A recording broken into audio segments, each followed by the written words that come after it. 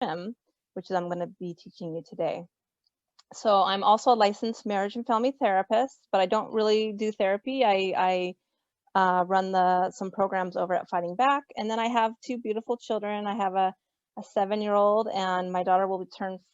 It's people are busy and probably getting home from work and a little tired, and that's okay too. So if you want to say something, just shout it out, or if you want to just put it in the chat, Ms. Trombetta and Mr. Gata will kind of monitor that for me. But if I see it, I will definitely, try to answer those questions. Okay, so we're going to talk, the first thing we're going to talk about is some resiliency questions. And so this is about, we always want to find out what is helping you the most right now, and who or what is giving you strength, and who or what has helped you get through hard times in the past.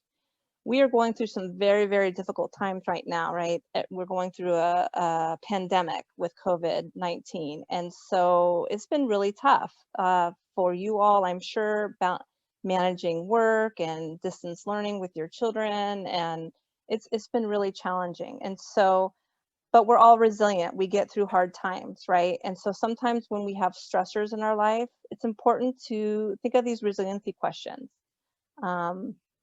And that will kind of help us refocus. And so, sorry, just want to get to the next slide. I don't know why it's not going. There you go. So what we do is we call it a resiliency pause. And so a resiliency pause can help bring you back into a balanced state in mind and body. During difficult times, it is so important to remember what else is true.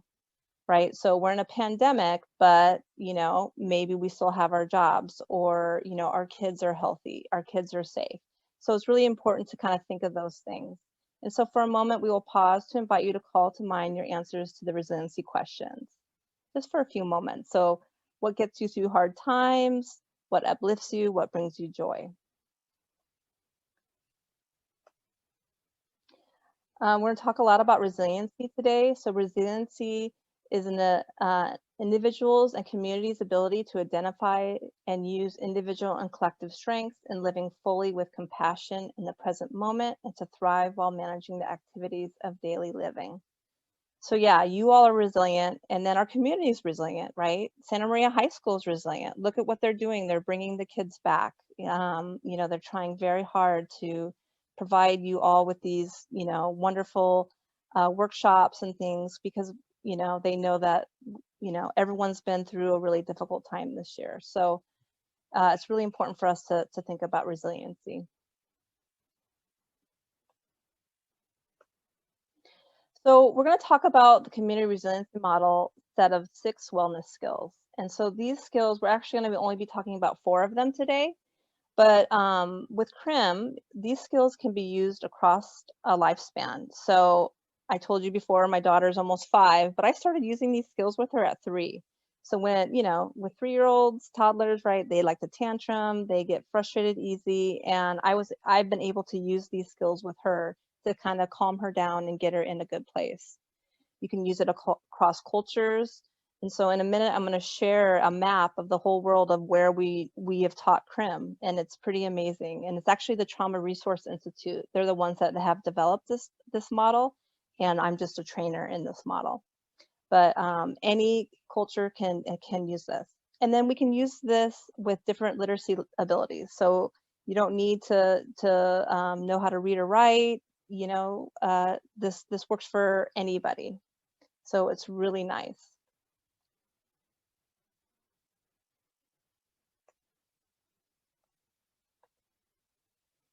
I don't know why it doesn't. There you go.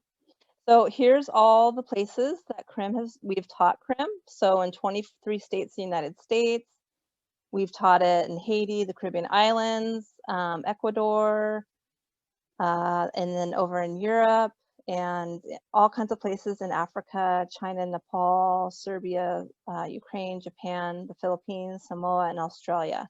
And so, like I said, you can use it across cultures, and people really have seemed to enjoy it across the whole world. So we're going to talk about creating a common language. So this is the resiliency zone. And so Ms. Trombetta kind of talked about it at the beginning. So what this is this is your zone of well-being. When we are in our zone of well-being, we are in a place of mind, body, and spirit where we can manage our everyday stressors of life.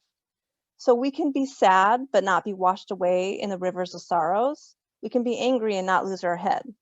And you can see that there's this wave, right? And so throughout our days, we experience certain events and have certain emotions, and yet we're still able to kind of function in our day. So, if maybe our boss yelled at us, right, because we didn't get a deadline in, right, and that really frustrated us, but yet we're still able to kind of manage our emotions and kind of shake it off and still get, our work done. And so this is really something essential for everyone to know about CRIM. And you know what? Your kids really will resonate with this. They really understand this.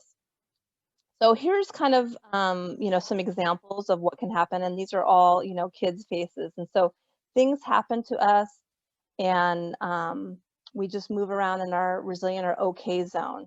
And so I always like to give examples of, going through these phases when, you might wake up and you had a good night's sleep and you're really calm, and then you come downstairs and your mom's made you your favorite breakfast, you're excited, but then, you start to get worried because you have a test that you forgot to study for. And then, so your adrenaline's pumping, you're like trying to study really quickly. You get to school, you take that test, and then you're exhausted, you're tired, right? Because you just took a test and it took all your energy. And then you have lunch and you feel really relaxed. But then after lunch, you find out one of your friends is moving away, so you feel really sad. Then, maybe later again, maybe a teacher talks to you the wrong way and you get really angry. And then it's time to go home and you're really happy. And then, maybe on your way home, you accidentally, almost get hit by a car because they ran a red light or something and you get scared, right? So these are just examples of, you could be going about your day and experiencing all these feelings and all these thoughts, but you're able to still function and be okay. Hopefully that makes sense to everybody.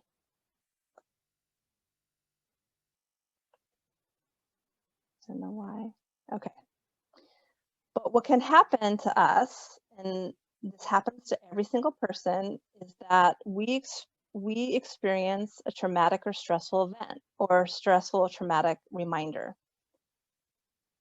And all of a sudden now whatever stressful event happens kicks us out of our zone, okay?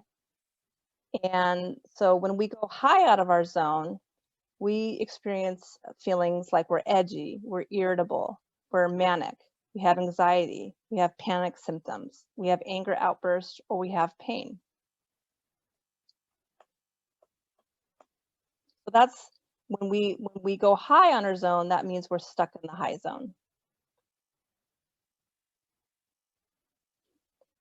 However, sometimes when we have stress or trauma, we get bumped low out of our zone. And when we do that, we experience things like depression, sadness, isolation, exhaustion, fatigue, numbness, or even pain.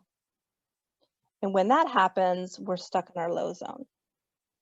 So what I like to ask people, has anybody here, show of hands or reaction, has anybody ever been stuck in the high zone? And I'm going to show my hand. Yes, I get stuck in my high zone. That's the thing I mostly get stuck in, okay? What about the low zone? Anybody get stuck in their low zone? Raise your hand or reaction. Yes, I do that too. And then does anybody get stuck in both zones? Yes, that's me too, right? Very common. This happens to us all, okay? And this happens to your kids too. They probably don't know how to vocalize it, but this is a really good illustration to show them and to talk about. What does anybody want to share what can happen, or chat what can happen if you spend too long stuck in the high or low zone? Does anybody want to chat that out or shout that out? Anybody have an idea? Don't be shy.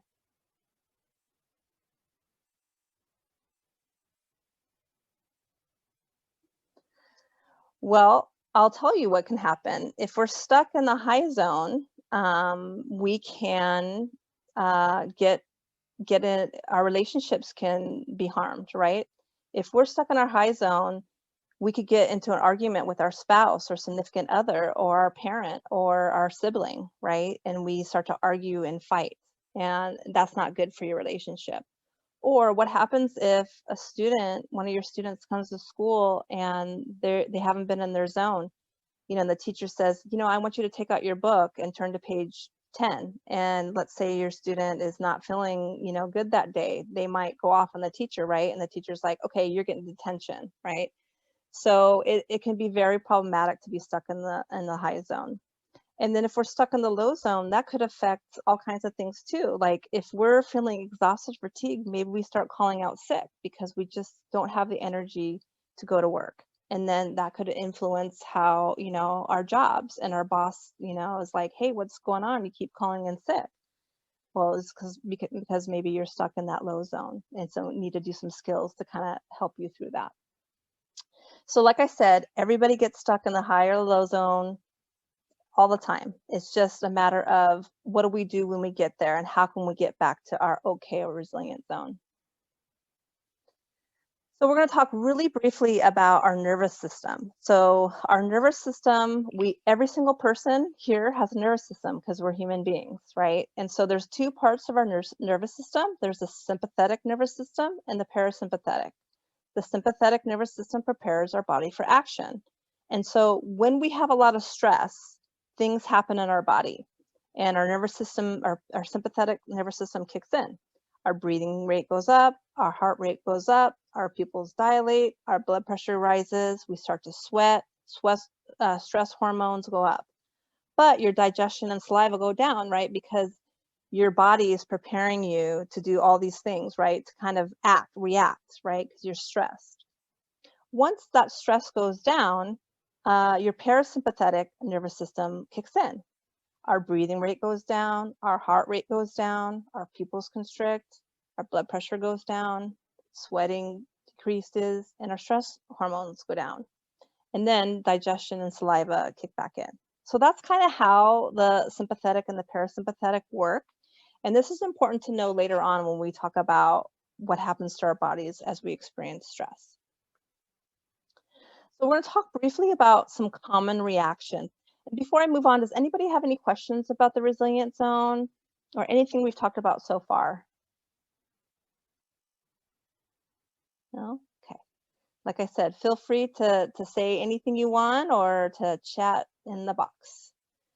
So, okay, so when you or your children experience stress or trauma, these are some common reactions that, they may be experiencing or you may be experiencing.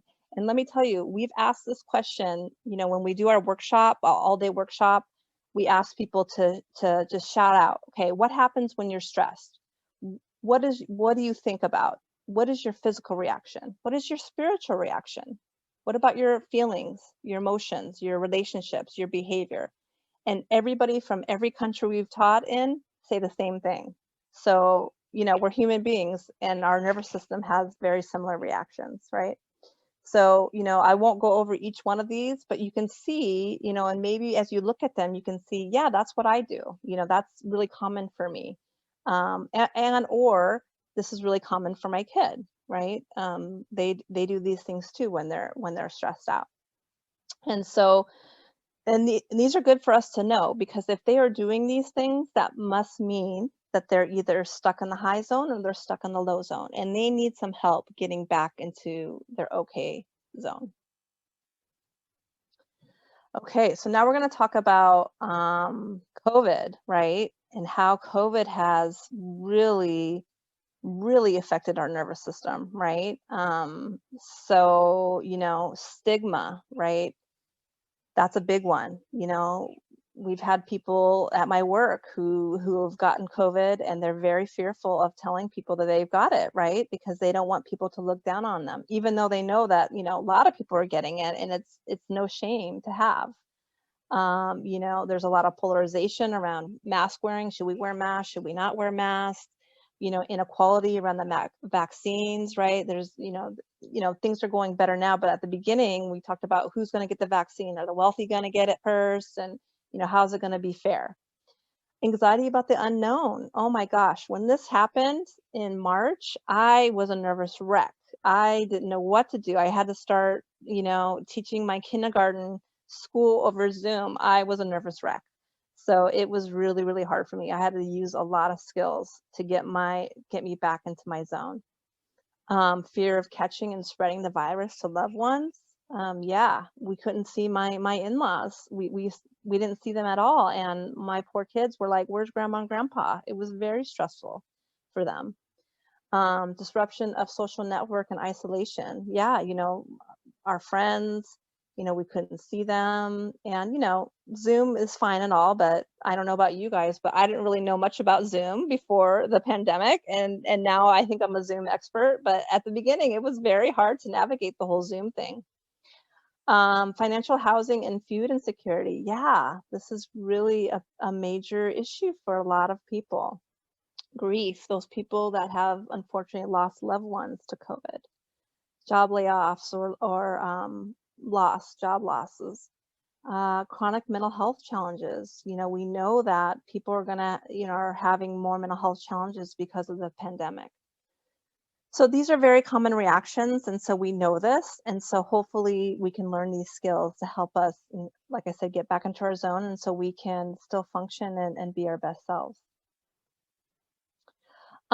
So sometimes though, after a crisis, there's also reactions connected to well-being during and after a crisis. And so we talked about it early on, resiliency. We're very resilient human beings. Your children are resilient human beings. And it's amazing, how well they can cope with, adverse situations. Strength and courage, renewed relationships, gratitude. I'm so grateful that my children are okay and they're not sick. Advocacy, right? Advocating for your loved ones, appreciation of your loved ones, forgiveness, hope and faith, wisdom, and compassion for self and others, and new meanings. So those are also important to remember. So we're going to talk a little bit about biology versus mental weakness. So CRIM is the focus on biology of the human nervous system. And we already talked about the common human reactions to stressful traumatic events that affect the mind, body, and spirit. And CRIM helps individuals learn to read their nervous system and return to the zone of well-being called the resilient zone through the use of simple wellness skills. What I really like about this is it's not saying something is wrong with your head or, why can't you just get over this pandemic? Or why can't you get over this, whatever, stress at work or, whatever it is that you're dealing with. It's not that easy because our bodies are our bodies and they just react to stress. It is what it is. And so this is nice because you don't have to feel like there's something wrong with your head or something. Why can't I just think this stress or these reactions away? It's not that easy. Your body just reacts and it's okay. And we all experience those things. So neuroplasticity, that's a big word, but basically they say that if we learn new skills to cope with stressors in our life, we can actually change the way our brain is functioning and creates new neurons. And so maybe we reacted in bad ways before. Maybe we got angry at others or got into fights and things like that when we experience stress. But if we start to practice the skills that we're going to talk about, it can create new pathways, and you can actually. It takes time to kind of change your brain, but after a while, it'll just naturally form new pathways, and you'll just easily use those skills, which is really nice. So ACEs, we won't go too much into ACEs, but ACEs just stands for Adverse Childhood Experiences. And so, a lot of people experience, adversity in their childhood. And so there's been a lot of studies out there that talk about the effects of trauma on your well-being. So physical abuse, sexual abuse, neglect, or domestic violence, or parental mental illness, parental alcohol and drug use, divorce, homelessness, things like that can, if those happen to us as children, it can actually, research has shown that it affects our physical well-being. So certain kinds of cancer rates go up. You know, whether or not, you know, people use drugs or alcohol or abuse them as adults depends on if they've had adverse childhood experiences.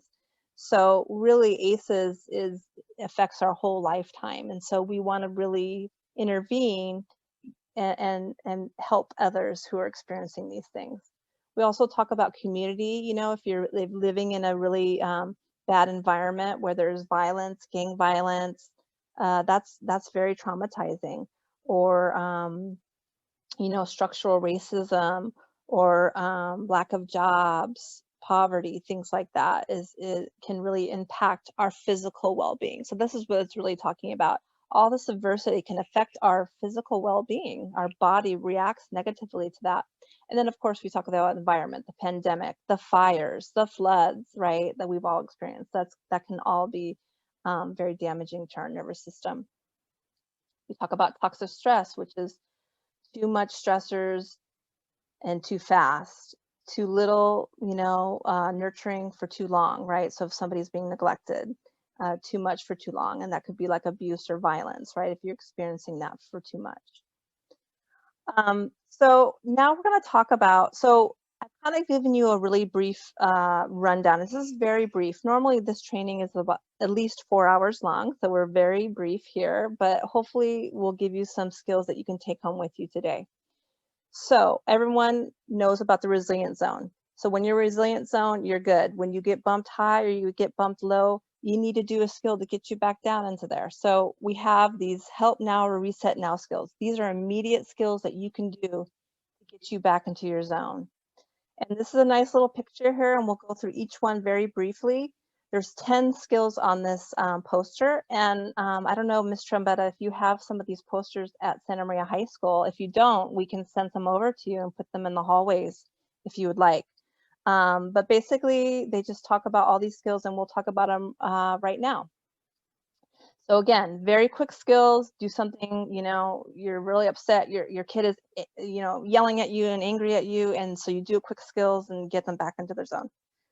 So the first one is drinking a glass of water, juice, or tea. And I always give this example of when I had to have a really tough discussion with my father about, he was 75, and we had to talk about end of life stuff about his will and his power of attorney. And he got really upset with us, me and my siblings. He started yelling at us, being kind of belligerent, and my sister was getting upset and she was trying to talk to him, and he just wasn't there. He was out of his zone. So I said, you know, Dad, I'm going to get you a nice cold glass of water. Gave him a cold glass of water. He took a long drink, and then he was calm. And he said, thank you. That's exactly what I needed. Now, we still had to have that really serious conversation about, you know, power of attorney and wills and stuff, but at least he was calm. Drinking a glass of water. I always give it to my kids when they're getting upset. Touching a surface. Noticing the surface that you're on. If you're in a meeting and your boss is really making you upset and bumping you out of your zone, just touch that edge of the chair and see if that can, you know, really help you bring you down to your zone. Look around the room or space, paying attention to anything that catches your attention. I do this a lot with my daughter. She's 4 and she struggles at nighttime. Right before bed, she starts to get really grumpy and cries and stuff. So I say, you know, Emmy, tell me about those 10 unicorns that you have in your room. Which color do you like the best? Which one's your favorite color? Oh, I like the purple one, right? Immediately she gets out of that grumpiness and that tantrum because, you know, I've kind of used this distraction technique to get her back into her zone. Name 6 colors that you can see right now. Similar, you know, to the example I gave, you know, I use a lot of colors with my kids. Young kids really like that. If you point out, hey, what's your favorite color? Or, hey, what's that on the wall? Is that blue or is that green? What color is that? When they start to feel really upset. And you'd be surprised how quickly it gets them back into their zone. Counting backwards from 20. This is always a good one. Noticing the temperature of the room or space. Is it cool, warm, hot, or cold? So again, talking about having them focus on something other than what's being upsetting them. Notice the sounds within the room and outside. I do this a lot too with my kids. They have a little sound machine that they listen to at night. And if they start to get really crabby, I'll say, hey, let's listen to that music that we have on. What's your favorite one? Which one do you like the best? Or do you hear that bird singing outside? It's so beautiful. Let's just pause a little bit and listen to that bird. And it works really well. Walking around the room and noticing feet making contact with the ground. And so usually I like to actually do this with people because that's helpful too, to just kind of take a walk with them if they're willing to let you. And then lastly, pushing your hands or back against the wall. This is really, really effective. If you're feeling really upset or out of your zone, just push your hands on the wall. If you don't want to push forward, you can lean back. And, sometimes the coolness of the wall can just really calm you down. So those are some help now skills. Does anybody have any questions about help now or how we can use those? Or What anybody have about a you? comment? I know for younger children, those are great. Would you use them in the same way with the teenagers? Oh yeah. The older 15, 16-year-olds? Yeah, I mean, with those, because they're older and they understand. It's like with little kids, they don't, you can explain to them like, oh, when you're calm, you could do this, but it's more like prompting them. With older kids, it's like, hey, Johnny, you're really upset. Let's go take a quick walk. Let's go. What do you like to do, or what's best for you? When we would Fighting Back would do camps and things for kids in the summer, and our 12 13-year-olds, we'd always have water bottles with them, and if we noticed that they were not doing well, we'd say, hey, let's go take a water break, let's get a drink of water, and we'd all take a water break. It works for anybody, and it's okay, and we want to tell them, use this skill. Here's this water bottle, use this when you're feeling upset. You'd be surprised at how it helps you. Great question. Okay, so now we're going to talk more about the other skills. And so we talked about help now, and now we're going to talk about tracking. And tracking is a little tricky, so if you don't get it right away, that's okay, because we'll talk about resourcing, and resourcing is a good way to talk about tracking. And then last skill is grounding. So everyone should have most people have a smartphone, and so I just want to let you know that all the skills that I'm talking about today, there's an app for it on your phone, and it's called iChill. It's on your if you have an Android or iPhone, and this is what it looks like. You just go to your Play Store. Okay, great. Mr.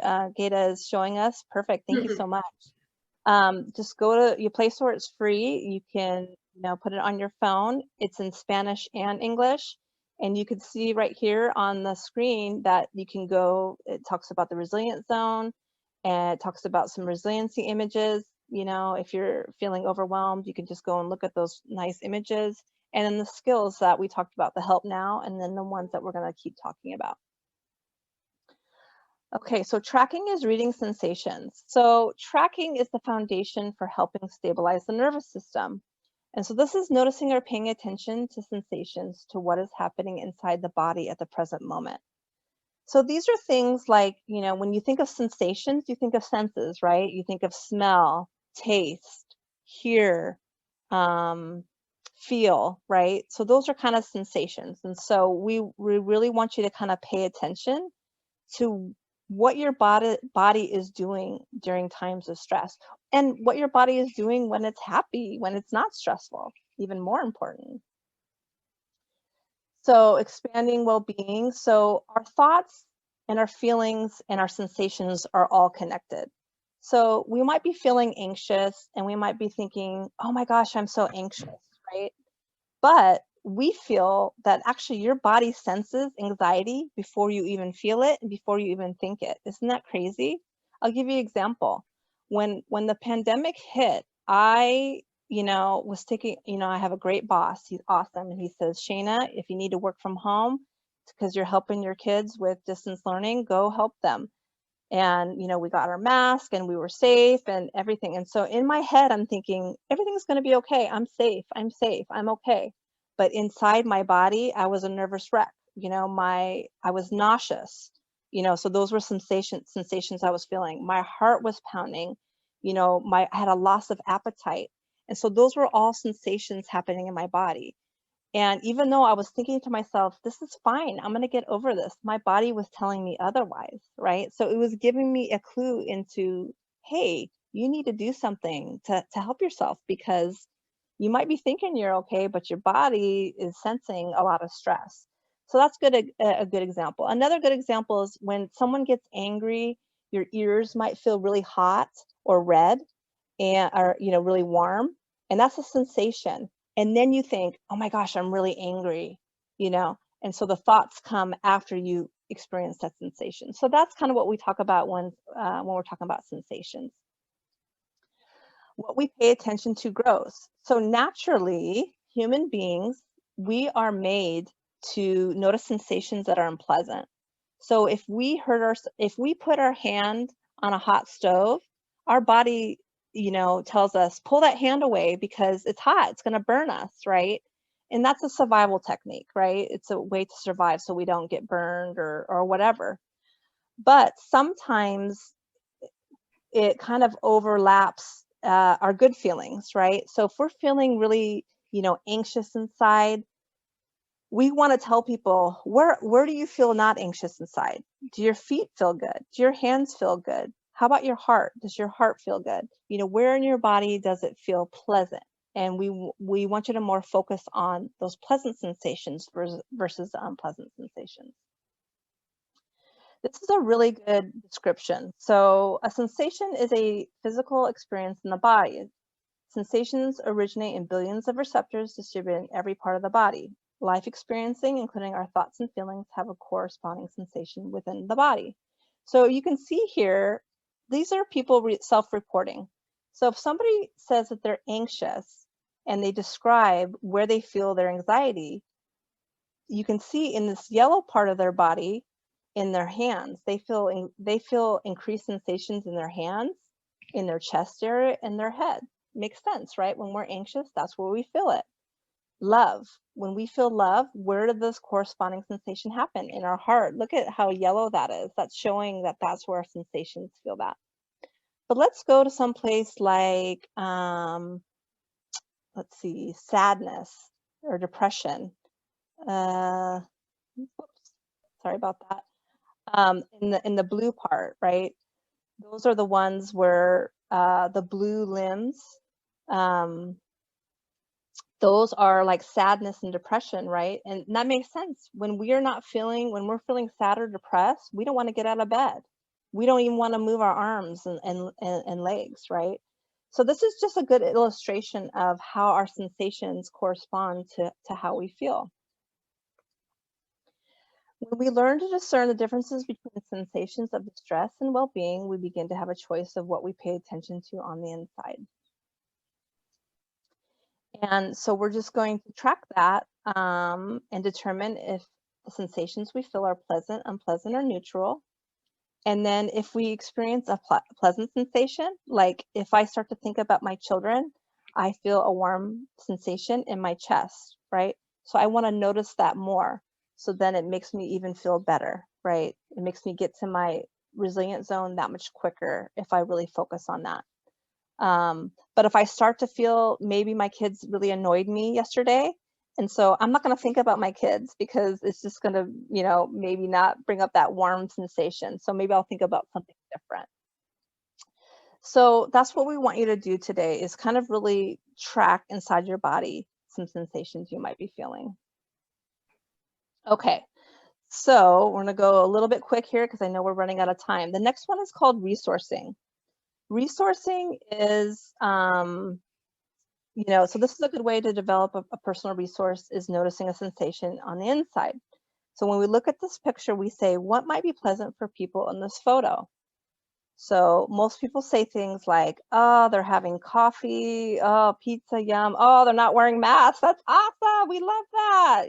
They're sitting close together, they're actually at a restaurant eating super close to each other, maybe there's pleasant music playing in the background. Maybe they're making nice cappuccinos and coffees, and it's just a really nice environment. The warmth coming in the windows. So yeah, just even thinking about this is bringing up pleasant sensations for me. So we're going to talk a little bit about my resources. So a resource is any person, place, thing, memory, or part of yourself that makes you feel calm, pleasant, peaceful, strong, or resilient. A resource can be real or imagined, and it can be internal or external. So it can be, when we say real or imagined, it can be like a superhero, right? That's an imagined thing. Or internal could be a quality about yourself, that you're strong, that you're resilient, that that you're peaceful. Anything that you attribute to something that's calm, peaceful, pleasant. So I'm just going to go briefly over my resources because I want you guys to kind of know about me a little bit. So these two are my little kiddos that I've been talking about. This is Emmy, and she, like I said, she's going to be 5 in a couple weeks, and so she's super fun and cute. And then Samuel, he's my 7-year-old. They are the sweetest little guys, and they love each other, and they can't be without each other. So even just talking about them makes me feel warm inside, I want to smile all the time just when I'm talking about them. So that's a good example of something that brings me calm and pleasant sensations. And then in the middle picture, that's me and my husband. That's on our honeymoon. We got to go to Bora Bora, which is in Tahiti. And let me tell you, if you can go to Tahiti, do it. It's beautiful. Just the water, the ocean. It was, we stayed in those little huts overlooking the ocean. It was beautiful. And then the last one that I like to talk about is football. I'm a really big football fan. I'm from Nebraska, where we like football there. So Saturday mornings in the fall, I love it, love it, love it. It makes me happy. So briefly, we're going to have you guys think about one of your resources, right? So think of something that really brings you peace, calm, joy, sense of hope. And as you're thinking about this resource, describe to yourself 3 qualities about this resource. So, if you like to go hiking, I'll give you an example. If someone likes to go hiking, you might be thinking to yourself, where's my favorite place to go? What time of day do I go? Do I go in the morning or in the evening? What is the sounds? What do I hear? What do I smell? What do I see? So all those things would be good qualities about yourself. And as you're imagining your resource, hiking at the beach or whatever it is whatever your resource is, notice the sensations connected to your resource as you describe them. So just take a few moments if you can.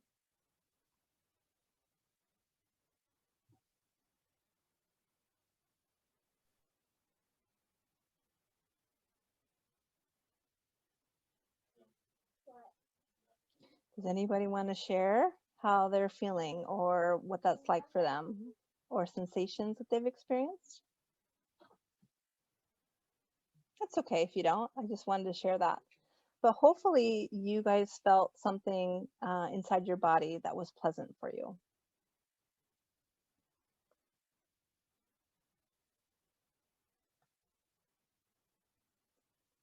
Sorry, I'm trying to go forward and it's not going. Okay, so then for children, especially little children, but this could even work with your teens who like to draw. Ask children and teens resource-oriented questions such as, who is your favorite friend, pet, etc.?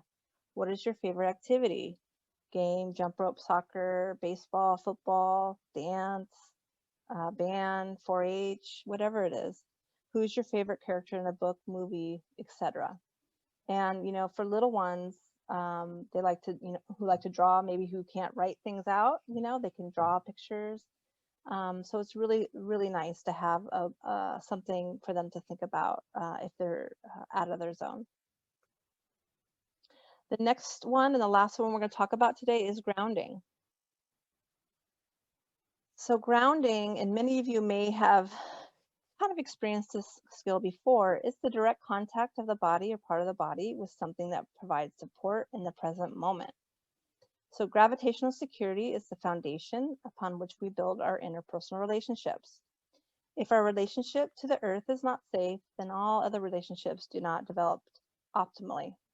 When we are grounded, we have a sense of self in relationship to present time and space. We are not worried about the past or the future.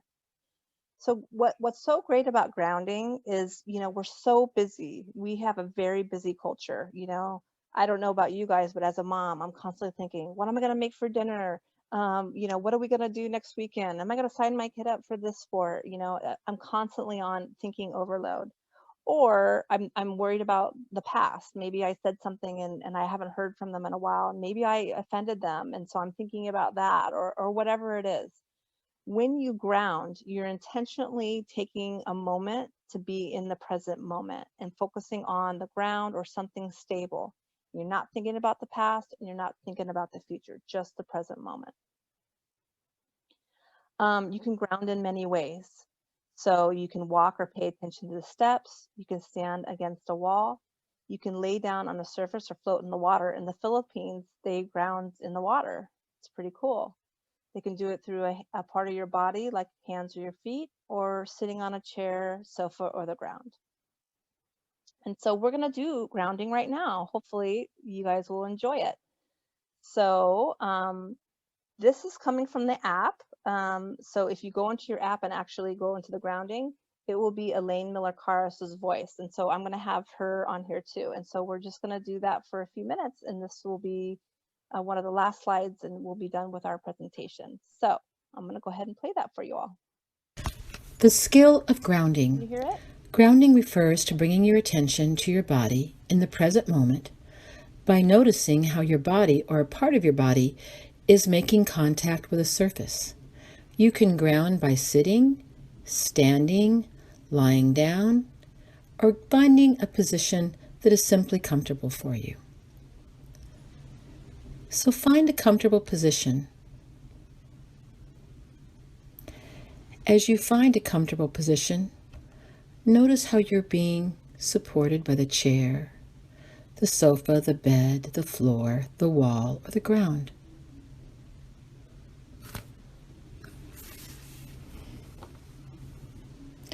As you bring your attention to the places of support, notice your breathing, your heart rate, and your muscle relaxation.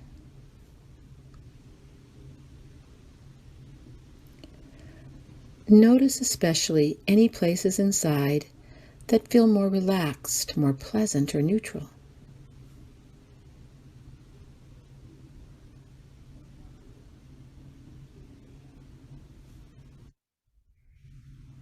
Next, bring attention to your back, lower body, thighs, legs, and if you are sitting or standing, notice how your feet are resting on the floor and how they are making contact with the ground.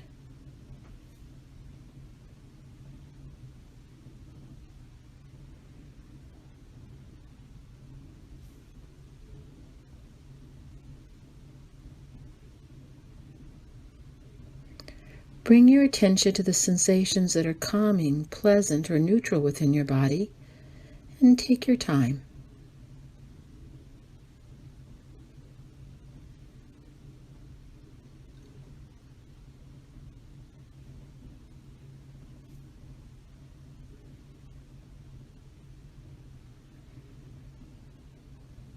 As you bring your attention to neutral or pleasant sensations, notice your breathing, your heart rate, your muscle relaxation.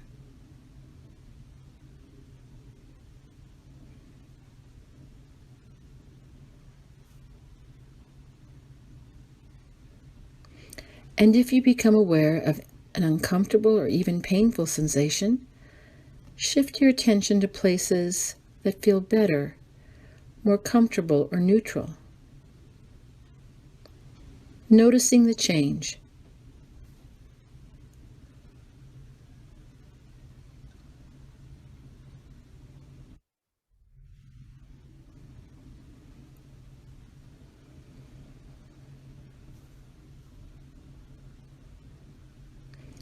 As a way to bring your practice of grounding to a close, slowly scan your body from head to toe, bringing attention to all the places inside that have changed in a more pleasant or neutral way since you started.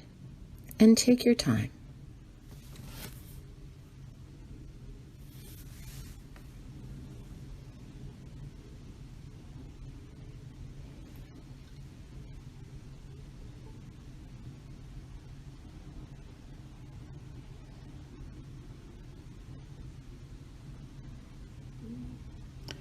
And when you're ready, bring your awareness back to the room or space where you are. And if you need more time, just take all the time that you need.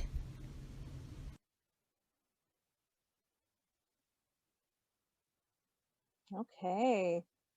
Well, hopefully that was relaxing for everybody. I know I enjoyed it. So yeah, so this is on your app. So the same exact script, same voice, just very relaxing. And so you can do this right before bed or anytime if you're feeling bumped out of your zone to do this and get back into your zone.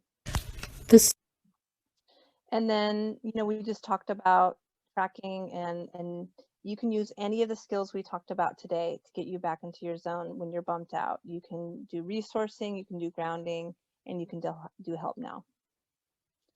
And just remember that tracking is the thing that we do with everything. We do it when we ground, we do it during help now, resourcing. And then there's 2 other skills we didn't get to today, but if you ever take a class later, we can talk about those. So the very last thing that I want you to do very quickly is a self-care plan. So you can either jot this down on paper or just, think of it in your head. So what are you going to do to widen your resilience zone? If you found the CRIM skills helpful, how could you weave the skills into your daily routine? Which skills would be the most helpful to you? What specifically do you need to do differently to embark on a better self-care plan if you think yours needs improvement? And lastly, write a statement of encouragement to yourself, strengthening your resolve to improve your self-care. So that's it for my presentation. Does anybody have any questions or thoughts about CRIM? Does anybody want to share part of their self-care plan? You're welcome to. It was really great teaching this to you. Thank you, Shayna. Feel free to unmute yourself and ask. I think a lot of times what happens, I know in my situation, sometimes it's hard to find the time to take care of ourselves. And so it is easier to get bumped out of your zone if you're not doing the things on, a daily basis to take care of yourself.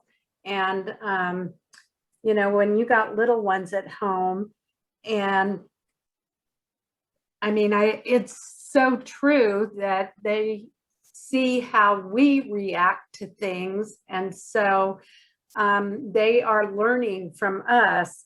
And I think the best thing that we can do for ourselves is take care of ourselves, learn how to keep ourselves, calm and in our zone so that we can model to our children, that's what we need to do. Mm-hmm. I'm so glad you brought that up, Ms. Trombetta, because yes, CRIM is very important for all of us. And when I do the full day presentation, we talk about you put on your resiliency mask first. It's kind of like when you're in an airplane, right? Mm-hmm. And the oxygen mask come down and the flight attendants say, if we lose oxygen, make sure you put your mask on first before helping others, right? And it's the exact same thing with CRIM. We do CRIM as parents, as adults, teachers, anybody that's working with children. We do them first, so then we're in a place to help others, right? And then we're modeling that. But when we are bumped out of our zone, how can we help our children if they're bumped out of our zone, right? And it really makes a huge difference because, I mean, since I've been doing CRIM for about 2 years now, I see a difference in myself. I notice when I get triggered and I get bumped out, and I do something very quickly, and then I encourage my children to do it. So thank you for bringing that up, Ms. Trombetta. It's really important that